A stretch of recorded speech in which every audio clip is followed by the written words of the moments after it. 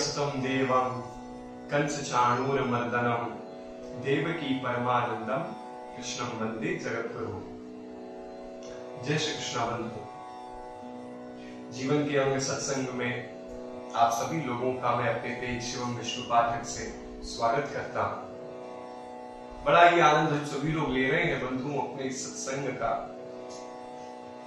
आज मैं आप लोगों के सामने एक अद्भुत भाव जो कि शुकदेव स्वामी ने राजा परीक्षित के सामने व्यक्त किया था। जी हाँ बंधु, आप जानते हैं जब ठाकुर जी की कथा को परोसने के लिए राजा परीक्षित के समक्ष श्री शुकदेव स्वामी आए तो शुकदेव स्वामी ने राजा परीक्षित से ये पूछा कि राजन, यहां तुम्हें मुक्ति दिलाने के लिए मैं आया हूं, ठाकुर जी से अवगत कराने के लिए मैं आया हूं, लेकिन आज मैं तुमसे पूछना चाहता हूं कि तुम मुझे बताओ कि भगवान मिलते किसको किसको होंगे। और राजा परीक्षित ने तो जैसे ही ये बात सुनी तो यद्यपि गृहस्थी है, साधारण मनुष्यों के बीच में रहे हैं, ऐसा तो नहीं है कि उन्होंने सन्यास जीवन जिया हो तो उनकी भी चित्त वृत्ति योगी मुनियों के जैसी हो। फिर भी राजा परीक्षित ने शुकदेव स्वामी के सामने कहा कि प्रभु, भगवान तो उसको ही मिलते होंगे जो अपने शरीर को एकदम शुद्ध रखे, सात्विक रखे, तामसी जीवन जो न जीता हो, भीतर और बाहर के शौच को जो बरकरार रखे। या भगवान उसको मिलते होंगे जो एकदम विद्यावान होगा, या भगवान मुझे लगता है उसको मिलते होंगे जो रूपवान होगा, या ठाकुर जी उसको मिलते होंगे जो बलवान होगा। मेरे प्रभु के मिलने का कारण ये होगा कि लोग अगर वृद्ध हैं, लोग अगर बूढ़े हैं, उनको मिलते होंगे। बूढ़े लोगों को तो केवल काम ही रहता है कि भजन का, पूजन का। प्रेम से बोलो राधे राधे। मैं चाहता हूं कि इस सत्संग को हम इस प्रकार से करें कि ये सत्संग ऐसा लगे कि मैं आपके समक्ष ही अभी बैठा हूं और आप इसे प्रेम से सुन रहे हैं। इस बहाने राधा रानी का नाम तो निकल जाएगा। तो बंधु, रूपवान को, बलवान को, ज्ञानवान को, विद्यावान को, धनवान को, जो शुद्ध है उनको ठाकुर जी मिलते होंगे। शुकदेव स्वामी ने राजा परीक्षित की इस बात पर मुस्कुराते हुए उन्हें बड़ा ही सुंदर श्लोक सुनाया है और बड़ा ही अद्भुत भाव है बंधुओं, आप भी सुनिए। कह रहे हैं कि प्रभु मिलते किसको किसको होंगे। शुकदेव स्वामी कह रहे हैं कि व्याधस्य चरणम ध्रुवस्य च वयो विद्या गजेन्द्रस्य का जातिर्विदुरस्य यादवपते उग्रस्य किं पौरुषम् कुब्जाया किम रूप तत्र मदिकम् किं तत्सुदाम्नो धनम् भक्त्या तुष्यति केवलं परमया भक्ति प्रियो माधव। बड़ी सुंदर बात। परीक्षित, तुमने कहा कि जो अपने शरीर की शुद्धता को बरकरार रखते हैं, तो बंधुओं व्याधस्य आचरणम, शुद्धता यानी जो स्नान करते हो, जिनका जीवन तामसी न हो, जो एकदम शुभ उठ करके स्नान करे, संध्या करे, संध्या न भी करे तो अपने अपने शरीर पर जूठन, झूठ जिसे कहते हैं, जूठा का प्रवेश न हो, प्रभु की सेवा इस प्रकार से हो जो एकदम आस्तिकता दिखे। तो बंधु, व्याध कहते हैं बहिलिये को।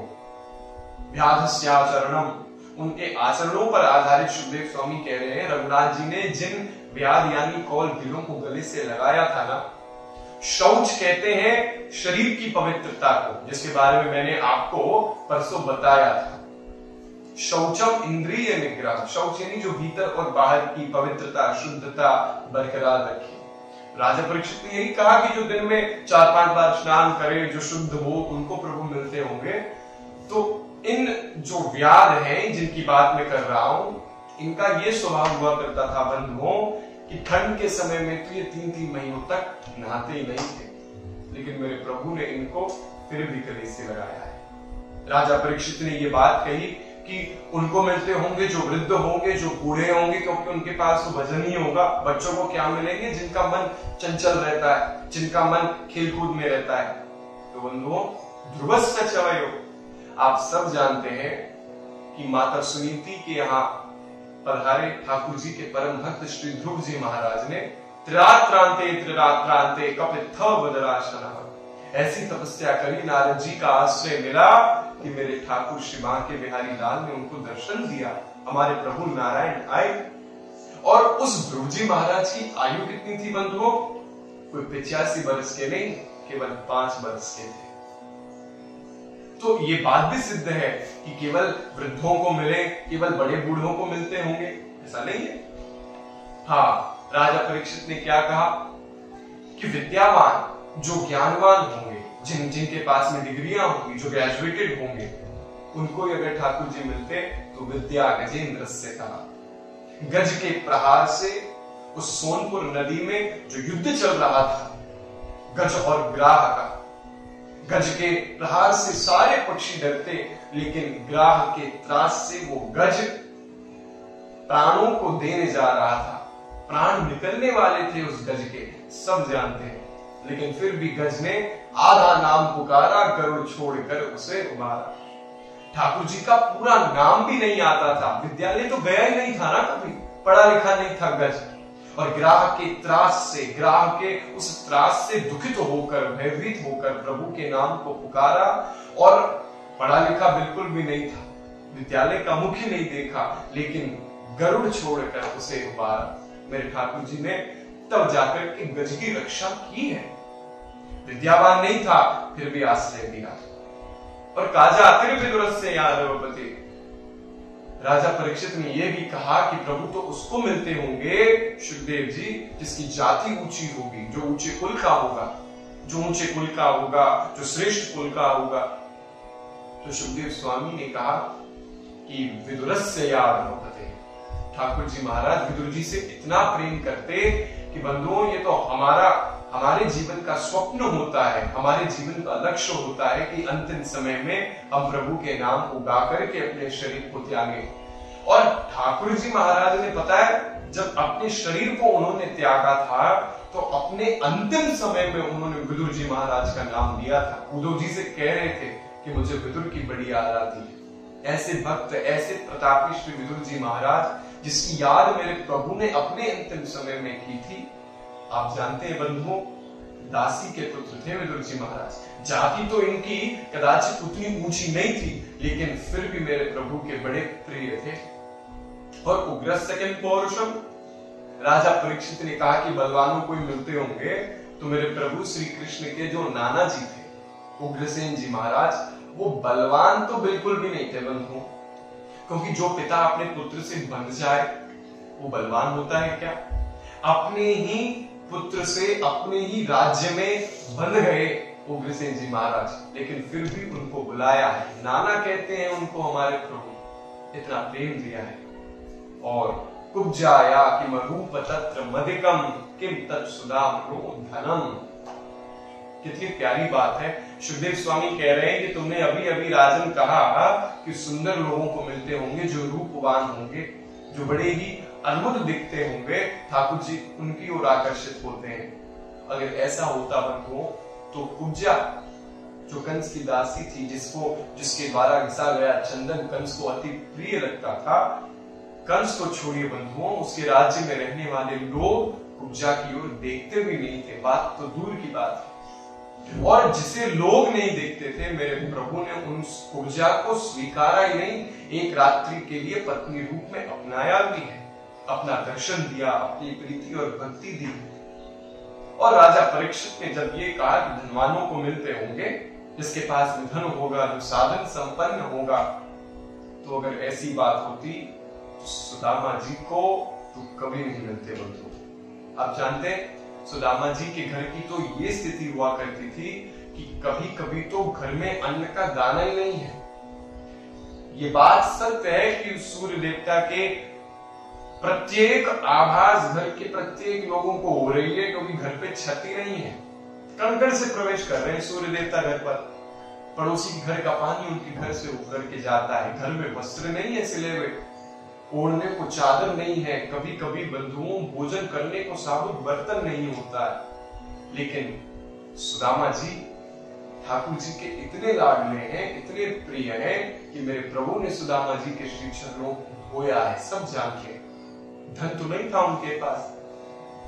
तो मेरा आप लोगों के समक्ष इस भाव को कहने का यही है कि भक्त्या तुष्यति केवलम परमया भक्ति प्रियो माधव। आप रूपवान तो नहीं है, लेकिन आपके पास भक्ति है तो पूजा को जैसे मिले आपको भी मिलेंगे। आपके पास धन तो नहीं है, लेकिन आपके पास भक्ति है तो जैसे सुदामा जी को मिले आपको भी मिलेंगे। पर अगर आपके पास भक्ति नहीं है और बल खूब है तो जैसे शिशुपाल, जैसे हिरण्याक्ष, जैसे हिरण्यकश्यप, इनको मिले तो थे बंधुओं। अब आप कहोगे मुक्ति तो इनकी भी हुई थी। तो बंधुओं देखो, एक तो मुक्ति हिरण्यकश्यप की हुई जो भगवान ने अपने नाखूनों से इसके उदर को विदरण करके इसका उद्धार किया, और एक मुक्ति प्रहलाद जी की हुई है जो जीभ से चाट करके कर रहे हैं। देयर इज अ डिफरेंस, अंतर है। और उस अंतर के लिए ही मैं आपसे कह रहा हूं कि आप चाहे बलवान सही, आप चाहे ज्ञानवान सही, आप चाहे रूपवान सही, लेकिन आप में अगर भक्ति नहीं है, उसके होने का अगर आपको कभी गुमान हो गया, उसके होने का कभी आपको अभिमान हो गया, तो जैसे गोपियों को छोड़ करके चले गए थे वैसे आपको भी चले जाएंगे। जो है आपके पास में वो ठाकुर जी की कृपा का दिया हुआ है।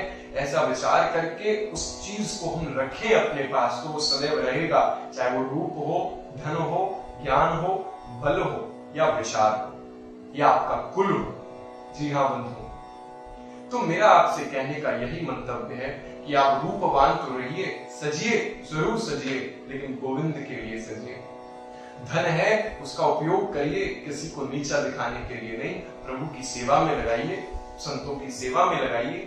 ज्ञान है तो किसी को नीचा दिखाने के लिए उस ज्ञान का उपयोग नहीं करना है, किसी के साथ शास्त्रार्थ करके उसको नीचा नहीं दिखाना है, बल्कि शास्त्रों का अर्थ किसी को समझाना है। ऐसा जीवन जिए, भक्ति से परिपूरित आपका जीवन रहेगा तो अद्भुत है बंधुओं। इस जीवन के अंग सत्संग को आप सभी लोग मेरे पेज शिवम विष्णु पाठक के माध्यम से जो श्रवण कर रहे हैं बंधुओं, मैं ठाकुर जी के उन भावों को आप लोगों के समक्ष यहाँ ला रहा हूं जो श्लोकों से परिपूरित हैं, जो स्तुतियों से परिपूरित हैं। लेकिन बंधुओं, अब मेरा विचार ये है कि मैं आप सभी लोगों को उनकी कुछ कथाओं से भी अवगत कराऊंगा।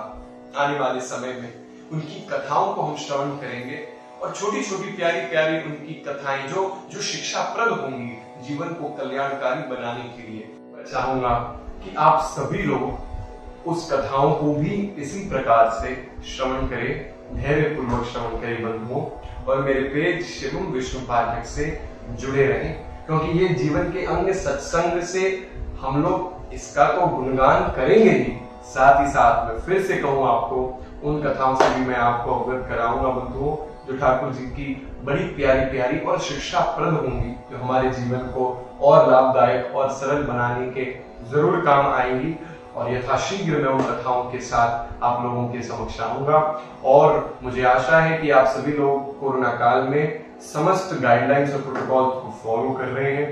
बंगाल के सभी वासी जो मेरे बड़े प्रिय हैं, आप सभी लोग लॉकडाउन है, घर पर रहिए, और जहां जहां लॉकडाउन लगा हुआ है पूरे राष्ट्र में, आप सभी लोग घर पर रहें, सामाजिक दूरियां बरकरार रखें, मास्क पहन करके ही निकले बंधुओं, विशेष ख्याल रखें अपना। जय श्री कृष्ण, जय श्री राम।